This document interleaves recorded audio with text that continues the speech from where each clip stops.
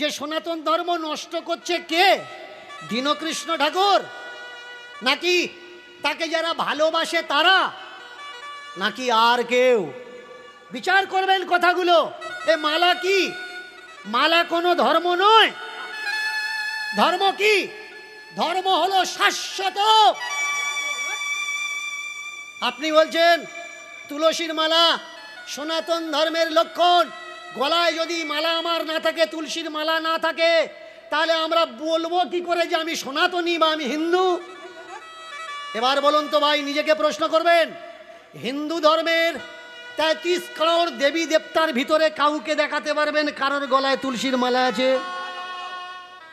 দেখাতে পারবেন না।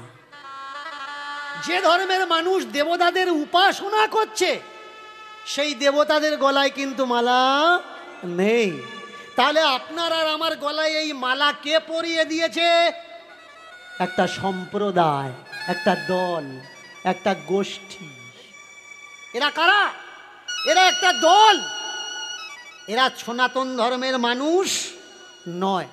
আচ্ছা, এরকম করব না পালা কীর্তন করব? এরকম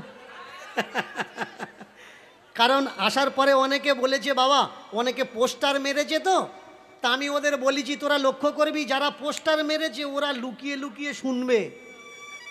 স্টেজে দাঁড়িয়ে আমি পোস্টার লাগাবো ওদের, ওরা জবাব দেবে যে সনাতন ধর্ম নষ্ট করছে কে। আজকে তাকিয়ে দেখুন, যারা বলছে মালা নাও, মালা না নিলে তোমার হাতের জল শুদ্ধি হবে না। ভালো করে মন দিয়ে শুনবেন কথাগুলো।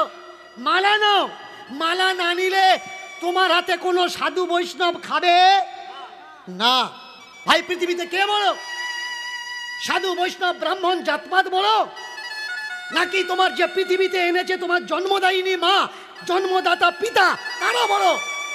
যেদিন তোমার মুখে খাবার উঠেছিল, একটু বড় হয়েছিলে, ওই খাবার ঘুরিয়ে যেদিন তুমি তোমার বাবার মুখে দিয়েছিলে। খেয়াল করবে কথাগুলো। বাড়িতে ছোট্ট বাচ্চা যদি থাকে তাদের খাবার দেবেন, দেখবেন অনেক বাচ্চা আছে খাবার নিয়ে আগে গুরুজনদের মুখে দিয়ে দেয়। ছোট্ট বাচ্চা খেতে দিয়েছেন, সে খায়, তবু বাবা মার মুখে দেয়। বলুন তো, যে বাচ্চাটা খাবার ঘুরিয়ে বাবা মার মুখে দিচ্ছে, ওই বাবা মা আনন্দ পায় না কষ্ট পায়? সে লোকের কাছে বলে না, এই দেখ আমার এইটুকু নাতি, এইটুকু ছেলে, ওর খাবার দিলে আমাকে না দিয়ে ও খায় না। মানে যে মানুষটা জন্ম দিয়েছে, তার ছোট্ট বাচ্চাটা ঘুরিয়ে তার মুখে খাবার দিচ্ছে বলে ও আনন্দ পায়, কষ্ট পায় না। ওই বাবা মা কখনো বলে যে এই তুই গলায় মালা নে, তবে তোর হাতে খাবো, না হলে খাবো না? এ কথা কিন্তু একবার বলে না। তাহলে মালা না নিলেও, না থাকলেও, জ্ঞান বিবেচনা না থাকলেও, ছোট্ট বাচ্চা যদি খাবার ঘুরিয়ে বাবা মার মুখে খাবার দেয়, যেমনি জন্মদাতা পিতামাতা খুশি হয়, কাকা ঠাকুরদা জ্যাঠামশাই পিসেমশাই খুশি হয়, তেমনি যদি আমরা আমাদের খাবারটা সেই ঈশ্বরকে উৎসর্গ করি, বলুন গলা মালা থাকুক বা না থাকুক, ঈশ্বর খাবেন কি খাবেন না? এটা বিচার করবেন। বোঝা লাগবে যে সত্য কোনটা আর মিথ্যা কোনটা। অনেকে পাবন্দি লাগায় ওর কীর্তন শুনবেন না। কেন বলে? কারণ আমার কীর্তন শুনলে 100% আপনার মনে প্রশ্ন আসবে। আর প্রশ্ন যখন আসবে তখন আপনি প্রশ্ন করা শিখবেন। প্রশ্ন করার ক্ষমতাটা আপনার ভিতরে জন্মাবে। মূর্খ হলে ভক্ত হওয়া যায়। ভক্ত হওয়ার জন্যে কোনো সার্টিফিকেট, কোনো আইডেন্টিটি লাগে না, কোনো রকম পড়াশুনো লাগে না। চোখ বন্ধ করো, মালা নাও, ফোঁটা নাও, ভক্ত হয়ে যাও। কিন্তু প্রশ্ন করতে গেলে শিক্ষিত হওয়া লাগে, পড়াশুনো করা লাগে। অনেকে বলে ও নাস্তিক।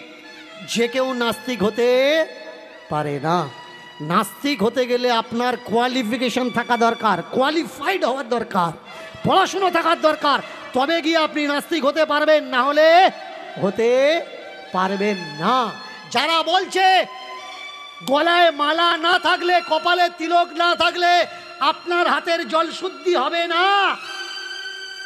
সত্যি সত্যি নিজেকে কখনো চেক করেছেন যে মালা নেই বলে আমার হাতের জল শুদ্ধ কিনা, শুদ্ধি কিনা, মালা আছে বলে আমার হাতের জল দাম আছে কিনা, কখনো আমরা পরীক্ষা করিনি। কিন্তু ওরা বলে, আমরা শুনি, কখনো বিবেচনা করি না। ওরা আমাদের দেশে এলো, আমাদেরকে বলল চোখ বন্ধ করো, ভক্তি করো আর বিশ্বাস করো। এই ভারতবর্ষ সোনার ভারতবর্ষ ছিল, জ্ঞানপীঠ ভারতবর্ষ ছিল, বিশ্বগুরু ভারতবর্ষ ছিল। কখন? যখন ওরা এদেশে ছিল না, অন্ধভক্তি এদেশে ছিল না। ওরা এদেশে এলো, অন্ধভক্তি আনলো, এনে বলল চোখ বন্ধ করে বিশ্বাস করো। আমরা জ্ঞান ছেড়ে দিয়ে, চেতনা চৈতন্য বৈরাগ্য ছেড়ে দিয়ে চোখ বন্ধ করে বিশ্বাস করলাম। তখন ছিল আমাদের কাছে সোনা দানা, টাকা পয়সা, জমি। যেদিন আমরা চোখ খুললাম, দেখলাম যারা বলেছিল চোখ বন্ধ করো আর বিশ্বাস করো, তোমরা ঈশ্বর পাবে, আমরা চোখ বন্ধ করে ওদের উপরে বিশ্বাস করলাম। ওরা যা বললো আমরা তাই করলাম। যেদিন আমরা চোখ খুললাম, দেখলাম আমাদের সোনা দানা, টাকা কড়ি, জায়গা জমি সব ওদের কাছে, আর ওদের চোখ বন্ধ করা অন্ধ ভক্তি শুধু আমাদের কাছে। আমাদের কাছে ভক্তি ছাড়া আর কিচ্ছু নেই। সত্যি কি দীক্ষা নিলে তবে ভগবান খুশি হবে? একত্রিত, আমরা যে একত্রিত এখানে এসেছি, পার্টিকুলার একজনকে তিনি ডাকলেন না, প্রত্যেককে ডাকলেন যে তোমরা এসো।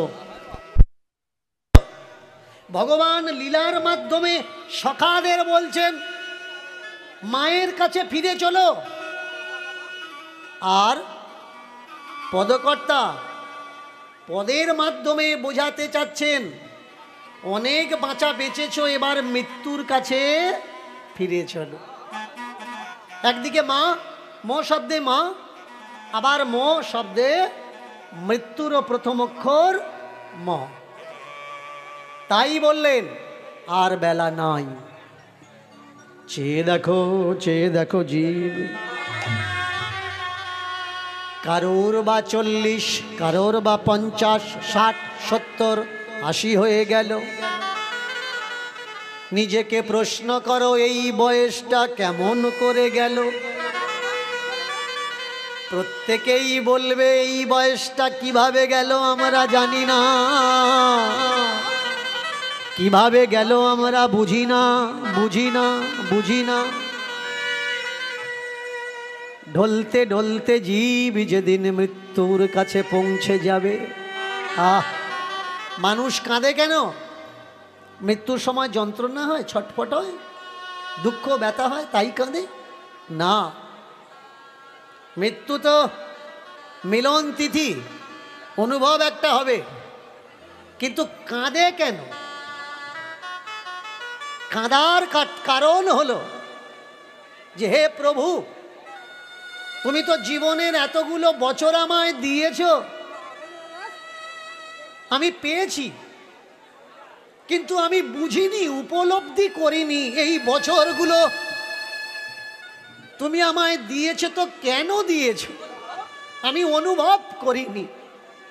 আজকের যখন জীবন বেলার অন্তিম কালে এসে দাঁড়িয়েছি, হে নাথ আমার, আমি দেখছি আমার অনেক কাজ বাকি। এখন আমি কাঁদছি, আমার কাজের জন্যে নয় ঠাকুর, জীবন পেলাম কিন্তু জীবনে আমি কিছু করতে পারলাম না। আমাদের শিক্ষা নেওয়ার দরকার ঠিক এই জায়গায় থেকে। সংসারে ঝগড়া করে কোনো মানুষ তীর্থে চলে যায়, বাবাজি হয়ে যায়, কোনো মানুষ আবার আত্মীয় বন্ধু বান্ধবের বাড়িতে চলে যায়, কোনো মানুষ ঝগড়াঝাটি রাগারাগি করে মাঠের মাঝখানে চলে যায়, কেউ 2-10 দিন লুকিয়ে থাকে, কেউ আবার বিষ খায়, রেলে মাথা দেয়, কেউ গলায় দড়ি দেয়। কিন্তু করা উচিত কি? যতবার জীবনে বড় বড় সমস্যা আসবে, দুঃখ যন্ত্রণা ব্যথা আসবে, আত্মীয়রা আঘাত দেবে, কোথাও না গিয়ে চলে যাবেন সোজা শ্মশানে, গিয়ে বসুন, যদি সনাতনী হন চলে যান শ্মশান, যদি মুসলমান হন ইসলাম ধর্মের মানুষ হন চলে যান গির্জায়, যদি খ্রিস্টান হন তাহলে চলে যান সমাধিস্থলে, যেখানে মানুষকে মাটি দেওয়া হয়। গিয়ে বসে থাকুন, দেখুন যে মানুষটা জ্বলছে তার দিকে তাকিয়ে অনুভব করুন, সে এসেছে অনেক কিছু করেছে, আজকে জ্বলছে, কিছুক্ষণ পরে তার অস্তিত্বটা থাকবে না। তেমনি মানব জীবন আমি পেয়েছি, আর কিছুদিন পরে আমারও এই দশা হবে। খুঁজে বের করুন যে কেন এই জন্মটা পেলাম। 3টা প্রশ্ন নিজেকে করবে, তাহলে আপনার দ্বারা কখনো কোনো অন্যায় অপরাধ কাজ হবে না। মায়েরা, বাবারা, ছোট ছোট ভাইরা, সমবয়স্ক বন্ধু বান্ধবেরা একটু মন দিয়ে শুনবে। 3টা জিনিস প্রশ্ন নিজেকে করা লাগবে। প্রথম প্রশ্ন, আমি ছিলাম কোথায়, এখানে এসেছি কেন, আর এখান থেকে যাব তো আমরা কোথায় যাব। আজকে তাকিয়ে দেখুন চতুর্দিকে জনসংখ্যা বাড়ছে, কোটি কোটি। কোনটা সত্য আর কোনটা মিথ্যা। আজকের যে লীলা আমরা আস্বাদন করব, লীলার নাম হলো গোবর্ধন ডাকু। কি মায়েরা, আমার আওয়াজটা শোনা যাচ্ছে তো পরিষ্কার? আজকের এই সান্ধ্যকালীন সময়ে যে লীলা আমরা আস্বাদন করব, লীলার নাম হচ্ছে গোবর্ধন ডাকু। মায়ের একটু বলুন তো লীলার নাম কি? তাদেরকে নিয়ে ডাকাতি করতো কোথায়? ছোটখাটো বাড়ি ডাকাতি করতো না, গরিব লোক বাড়িতে ডাকাতি করতো না, ধনী ধনী মানুষ আর যারা বড় লোক, যারা কোটিপতি, যারা রাজা জমিদার, তাদের বাড়িতেই ডাকাতিগুলো এরা করতো। ওর সর্বনাশ। অসুবিধা হলো মা কোন জায়গায়? দেখবেন আপনি একটা বিয়ে বাড়ি করবেন বা একটা সমাজ বাড়ি করবেন, কাটাকুটির সময় লোক পাবেন, দাওয়া থাওয়া করার জন্যে লোক পাবেন, কিন্তু থালা বাসন ধোয়াধুয়ির সময় লোকটা আপনি পাবেন না। তেমনি ব্যবসা একসঙ্গে করুন, দলবল চুরি ডাকাতি একসঙ্গে করুন, অসুবিধা হবে কোন জায়গায়? যখন ভাগ হবে। অনেকে আমায় বলে যে বাবা আপনি আসরে দাঁড়িয়ে চোর ডাকাতের লীলাগুলো করেন কেন? এখন তো আর ডাকাত নেই, এখন ডাকাত আছে কি, তবু আপনি ডাকাতদের লীলা কেন করেন? আমি বলি শোন, কে বলেছে ডাকাত নেই? ডাকাত আছে। তখন অস্ত্র ডাকাত রাত্রেবেলায়, এখন ডাকাতি হয় দিনের বেলায়। তখন ডাকাত আসতো হেঁকে হেঁকে ডেকে ডেকে, রে রে রে রে রে রে রে রে। সত্যি বলছি, মিথ্যে কথা বলছি না। যার বাড়ি ডাকাতি হবে তার বাড়ি 1 সপ্তাহ 10 দিন 15 দিন 1 মাস আগে চিঠি পাঠিয়ে দিত, তোর বাড়ি যাচ্ছি, মালকড়ি গুছিয়ে রাখিস, পেলে বাঁচবি, না পেলে কেল্লা খতম। তাহলে চিন্তা করুন, সেই ডাকাত ও ডাকাত আর নেই। এখন ডাকাতি হচ্ছে দিনের বেলায়। ডাকাতি লাঠি সোটা নিয়ে হয় না, ডাকাতি হয় কাগজ কলমে। কি ডাকাত চিনতে পারছেন তো? আর আমি ওদের বলছি না, আমি আমাদের বলছি। এই এই যে টিমটা দেখছেন আমার কাছে, এটা ডাকাতের টিম। হ্যাঁ সত্যি বলছি, রেট কমাচ্ছি না, বাড়াচ্ছি, তবু নিয়ে আসছে, দোষ আমাদের নয়। 3 ঘন্টায় এতগুলো টাকা, এতগুলো ডাকাতি, ভাবা যায়? অসুবিধে কোন জায়গায়? আপনারা তো দিয়ে দিলে। অসুবিধে হচ্ছে ভাগের সময়, যখন খুলিকে দিচ্ছি ও বলছে বাবা অতগুলো তুমি নিলে, এই কটা আমার। কর্তালি বলছে বাবা অতগুলো তুমি দিলে, এই টাকা আমার। বলুন দল থাকবে না দল ভেঙে যাবে? ওই যে ডাকাত সর্দার গোবর্ধন, এতদিন ঠিক চলছিল, যখন বড় বড় ডাকাতি হচ্ছে ব্যাস দল ভাঙা শুরু হলো। ডাকাতির ওই পদের নিচে যারা বসে আছে লেটেল মারোয়া লোকগুলো, তারা বললে ভাগ হবে সমান সমান। ডাকাতি তো আমরা সবাই মিলে করছি, তুমি একলা বেশি নেবে কেন? কিন্তু ডাকাত সর্দার বলে দিলে ভাগ সমান সমান হবে না। তোরা তো ডাকাতি করতে যাস, কিন্তু তার আগে লাইন ঘাট গোয়েন্দা আমার দেখা লাগে, কোন রাস্তায় দিয়ে যাব, পালাতে হবে কোন রাস্তা দিয়ে, সব দিক টিক দেখে নিয়ে তবে আমার ডাকাতিটা করা লাগে। এর জন্য আমার ভাগ বেশি থাকবে।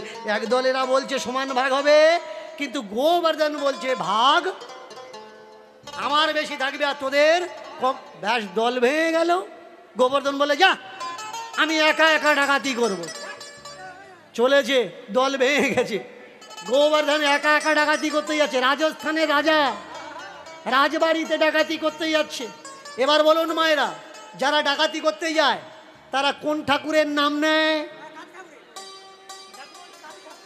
কার্তিক ঠাকুর, কালী। তাহলে ডাকাতরা যদি কালীর নাম নেয়, তা আজকের কালী পূজাটা গ্রামে গ্রামে এত বড় করে হচ্ছে কেন? এ ঠাকুরটা কাদের ঠাকুর? আমি বলিনি, কিন্তু আপনারা বলেছেন এটা ডাকাতদের ঠাকুর। তাহলে আজকের গ্রামে গঞ্জে পাড়ার মোড়ে চাঁদা তুলে কালী ঠাকুরটা কেন পুজো হচ্ছে ভাই? ডাকাত কি বলে বলে যাচ্ছে? মা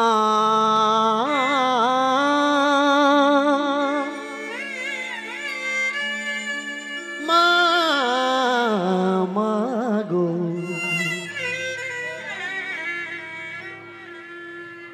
ওমা আমায় রক্ষা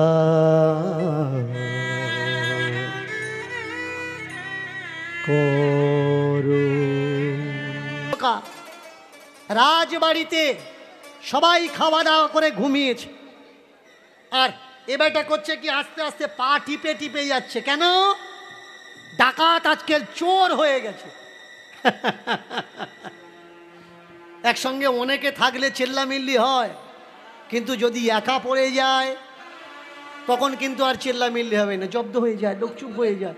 এ ডাকাত আজকে চুপ হয়ে গেছে, মুখে কোনো পা টিপে টিপে টিপে টিপে যাচ্ছে। দেখবেন অনেকে বলে অন্ধকারে দেখা যায় না, এটা একেবারে ভুল কথা। অন্ধকারে যারা ডিউটি করে তাদেরকে জিজ্ঞাসা করবেন অন্ধকারে দেখা যায়? ওরা বলবে দিনের থেকে ভালো দেখা যায়। হ্যাঁ সত্যি বলছি, যারা অন্ধকারে ডিউটি করে জিজ্ঞাসা করবেন, অন্ধকারেরও একটা আলো আছে। এই যে পা টিপে টিপে যাচ্ছে, যেতে যেতে যেখানে বাঘের ভয় সেখানেই সন্ধ্যা হয়, সকাল হয় না, মূর্খ কোথাকার। পা টিপে টিপে পা দেবে তো দেবে, কোথায় দেবে? রাজা খাওয়া দাওয়া করেছে, রাজার এঁটো থালটা যে চাকর প্রত্যেক দিন ধোয়, এ আজকের আর ধোয়নি, তাড়াতাড়ি করে রেখে চলে গেছে বাড়িতে, যে ভোরবেলা এসে আমি ধুয়ে দেব।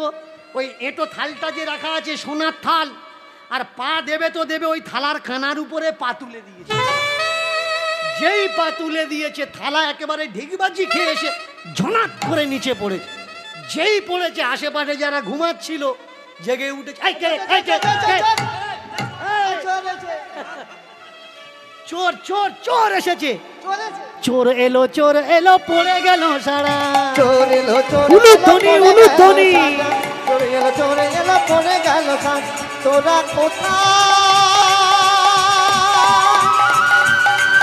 তোরা কোথায়, তোরা কোথায়, দেখে যা। চোর এলো পড়ে গেল সারা, চোর এলো পড়ে গেল সারা।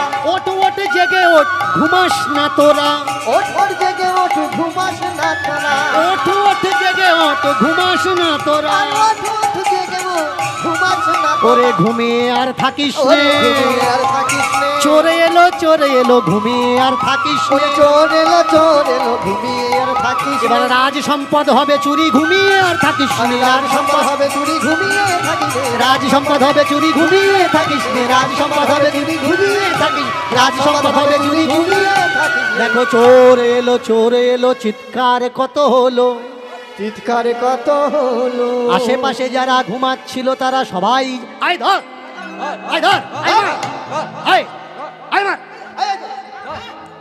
এবার যে বেটা ডাকাতি করতে এসেছিল, চাচা আপন প্রাণ, নিজে বাঁচলে তবে কিন্তু বাবার নাম। দেখবেন এটা অনেক সময় হয়, চুরি করতে গেছে, ভিড় চলে এসছে, ধরা পড়বে, ও ভিড়ের ভিতরে ঢুকে চোর করে চেল্লাচ্ছে। কিন্তু ডাকাত এত চতুর, এত চালাক, ডাকাত দেখলে হ্যাঁ ডাকাতি হচ্ছে, কিন্তু আমি যদি এদের ভিতরে ঢুকে যাই তাহলে একটা সিকিউরিটি প্রোটোকল আছে। কেমন রাজবাড়িতে সাধারণ মানুষ প্রবেশ করতে পারে না, একটা সেফটি, একটা সিকিউরিটি প্রোটোকল আছে, আর প্রত্যেকটা সিকিউরিটি প্রত্যেক সিকিউরিটিকে চেনে। এখন যদি আমি ওদের ভিতরে ঢুকে চোর করে চেল্লাই, আমাকে দেখে ওরা চিনে ফেলবে এখানকার মানুষ নয়, ধরা পড়বো, প্রাণে মারা যাব।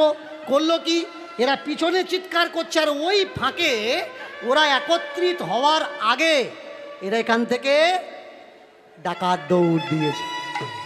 প্রাণ বাঁচাও, প্রাণ বাঁচাও।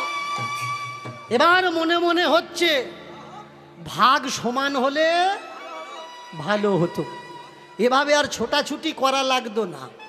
অন্তত আমরা মুঠি শক্ত করে বলরাম সরকি নিয়ে মাথা উঁচু করে ডাকাতিটা করতে পারতাম, এভাবে কাপুরুষের মতো পালিয়ে তো যেতে হতো না। চমৎকার বিষয় দেখুন, মানুষের পরিস্থিতি মানুষের চেতনার কাছে টেনে আনে। চৈতন্য কোথায় হয়? একটা ডাব গাছ হয়েছে পুকুর পাড়ে, ভালো করে খেয়াল করবেন। ওই ডাব গাছে ডাব হয়েছে, ডাব থেকে নারকোল হয়েছে, নারকোল পেকে পড়েছে পুকুরে, যারা পুকুর কাটে গেছে তারা তুলে এনেছে। ওই নারকেল, একটা নারকেল কোনোটা মেয়ের বাড়ি যাচ্ছে, কোনোটা জামাইয়ের বাড়ি যাচ্ছে, কোনোটা নন্দু জামাইয়ের বাড়ি যাচ্ছে, কোনো নারকেল আবার বাড়িতে বসে থেকে থেকে কলা বেরিয়ে যাচ্ছে, কোনোটা আবার পচে যাচ্ছে, কোনোটা আবার ঠাকুরের ভোগে লাগছে। পরিস্থিতি টেনে আনে তার নির্দিষ্ট জায়গার কাছে। এতদিন ডাকাতি করেছে, অহংকার, দম্ভ, ধন, ঐশ্বর্য, মাধুর্য, বীর্য নিয়ে চলেছে। আজকের প্রাণ বাঁচানোর জন্যে পালাচ্ছে, ছুটে পালাচ্ছে, ছুটতে ছুটতে ছুটতে ছুটতে চিন্তা করছে। এতক্ষণ যে মুখে বলছিল মা কালী, ওমা কালী, ওমা কালী বলছিল, তো দেখবেন যারা জয়নিতাই বলে, যারা হরে কৃষ্ণ বলে, সবাইয়ের কথা নয় কিন্তু বেশিরভাগ, একটা বড় অঙ্কের মানুষের কথা বলছি, যারা হরে কৃষ্ণ বলছে, জয়নিতাই বলছে, জয় গৌর বলছে, জয় রাধে বলছে, কিছু একটা মুখ থেকে বলে সম্বোধন করার আগে, জয়নিতাই দাদা ভালো আছেন, হরে কৃষ্ণ দাদা ভালো আছেন, 24 ঘন্টা জপ করছে, হরে কৃষ্ণ জপ করছে। বলুন তো, যদি রাস্তায় ঠোকর খায়, মুখ থেকে কি বলবে? হরে কৃষ্ণ, জয়নিতাই, হরি বল, কি বেরোবে মুখ থেকে? ও বাবা। হরে কৃষ্ণ কিন্তু থাকবে না, হয় ও বাবা বেরোবে, তা নাহলে ও মা বেরোবে। যে এতক্ষণ মা কালীর কাছে বলছিল মা কালী মানত করছি, এই দেবো ওই দেবো, যখন তাড়া করে যে পালাচ্ছে তখন কি বলছে? ও মা গো গিছি গো, ও বাবা গিছি গো, যেন ধরতে পারে না। এর মুখে কিন্তু মা ছাড়া, বাবা ছাড়া আর কিচ্ছু। এবার বুকে হাত দিয়ে বলুন তো, তাহলে সব থেকে বড় ঠাকুর কে? নিতাই, গৌর, কৃষ্ণ, কালী, নাকি আঘাত পাওয়ার পরে যে নামটা মুখের থেকে আগে তোমার বেরোয়? পেটে যখন প্রচণ্ড যন্ত্রণা হয় তখন কি বলো? হরে কৃষ্ণ বলো, নাকি বুক ফেটে বলো বাবা, বাবা গো বড় যন্ত্রণা হচ্ছে গো বাবা, মা গো বড় ব্যথা পাচ্ছি গো মা? বড় দেবতা, বড় ঠাকুর কে? বুঝে নাও ভাই, এমন দিন আর পাবে না। প্রতিদিন দীনকৃষ্ণ ঠাকুর তোমার বাড়িতে এসে বোঝাবে না, বলবে না যে এই জগতে বড় কে, এই জগতে দেবতা কে, এই জগতে ঠাকুর কে। লক্ষ টাকার চাকরি করো, মন্দির করেছো, দীক্ষা নিয়েছো, দিনে 3 টাইম ঘন্টার পর ঘন্টা ঠাকুর ঘরে সময় দাও, কিন্তু তুমি যদি 1 মাস বিছানায় পড়ে থাকো, মন্দির থেকে ওই মূর্তিটা বেরিয়ে কখনো এসে বলবে না যে বাবু 1 মাস তুমি আমার কাছে আসনি কেন? কিন্তু যে বাবাকে তুমি আলাদা করে দিয়েছো সংসার থেকে, যে মাকে তুমি খেতে দাও না, যদি দিন 10-15 তুমি বিছানায় শুয়ে থাকো আর কারোর থেকে যদি ওই বাবা মা শুনতে পায় তার ছেলের অসুখ, কোনো লজ্জা নেই, কোনো ঘৃণা নেই, সরাসরি তোমার ঘরে তোমার বিছানার কাছে চলে আসবে, মাথায় হাত দিয়ে বলবে, আরে বাবা কি হয়েছে তোর, আরে বাবা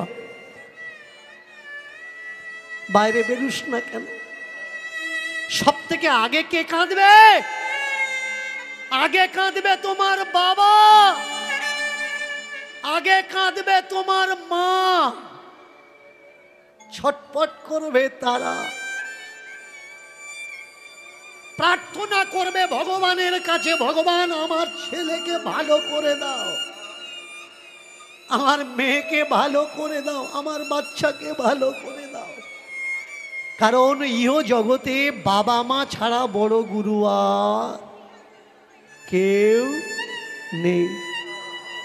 তবুও আমার সমাজে এমন মানুষ আছে যারা বাবা মা থাকার সত্ত্বেও বাবা মাকে তারা যত্ন করে না, খেতে দেয় না।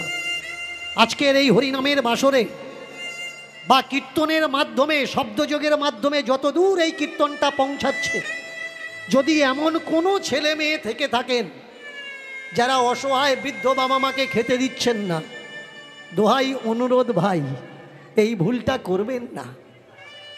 আপনার কষ্টে আপনার বাবা মা ছাড়া আপনি পাশে কাউকে পাবেন না, তাদেরকে আপন করে নিন।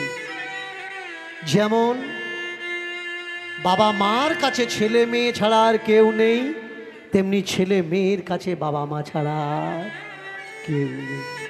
মুখ থেকে মা কালি বেরুচ্ছে না, বেরুচ্ছে কি, মা গো বাবা গো বাঁচিয়ে দাও, রক্ষা করে দাও। ছুটতে ছুটতে আগে চলেছে কে?